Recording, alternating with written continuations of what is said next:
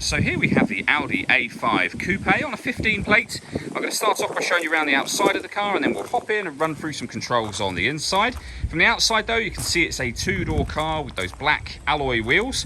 We'll start off inside the boot and then work our way around the rest of the car from there. As we approach the back of the car, you can see we have reversing sensors. Plenty of boot space as well, along with that 60/40 split folding rear seat should you wish to increase this space even further.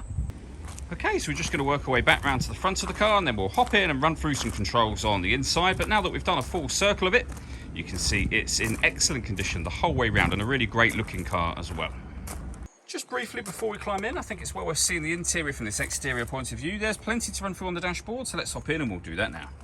Okay, now that we're inside the car, we're going to start with the dials. On the far left-hand side, we have the coolant temperature gauge, then the rev counter, speedometer, and fuel gauge. In the middle, you can see the total miles of this car. They are 79,368. Above that, we have a digital readout for the speedometer being displayed. You can change the information that's displayed up there by pressing a button on the underside of the right-hand stalk for various bits of trip computer information. If we back out to the steering wheel, we have stereo and phone controls available on here, and underneath that we have cruise control for the car. Just behind the steering wheel, the minus and plus pedals will enable you to change down and up a gear manually with this automatic gearbox. Over in the centre, we then have the main screen for the car. So this is where you'll find, amongst other things, your satellite navigation. As you can see, it's a nice clear colour display, very, very easy system to use. All of the movement on the screen, all of this screen operation, it's all done using these buttons just here. So you can access certain things directly, as you can see. Otherwise, this dial and the four buttons that surround it can operate everything on the screen. So these four buttons relate to the four corners of the screen. The dial you can rotate and push down, and that becomes useful in all of the different menus available. So for example, you can rotate the dial around to radio, push it down to enter the radio menu. You can now see the four corners of the screen.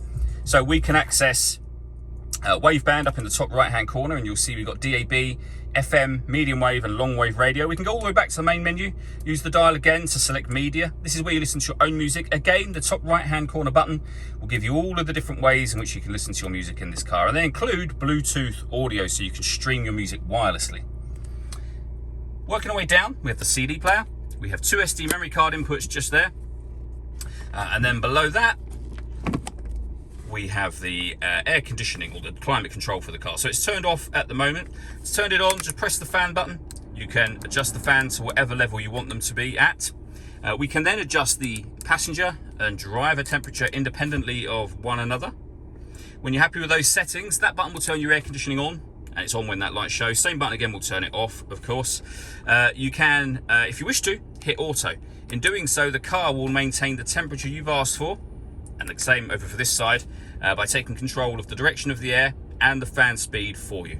You can override that by making any manual adjustment. You'll see auto has now gone off. We have a heated driver's seat with 3 different heat settings, and the same over there for the passenger side as well.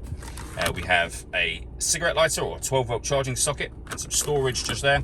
The gear lever for the fully automatic gearbox, and then the electronic handbrake just here. And then lastly, we've been through these controls already, that is your volume for the stereo just there. The last thing I wanted to mention is the sunroof. So you have a sun blind you can open up, and you can leave it like this. Obviously, as you can see, that lets in a lot of extra light. But if you wish to, this sunroof section will open as a tilting sunroof as well. All that leaves me to say is thank you for taking the time to watch this video. If you'd like to come and see the car in person and have a test drive, please feel free to give us a call here at Surrey Specialist Cars. We'd love to hear from you soon.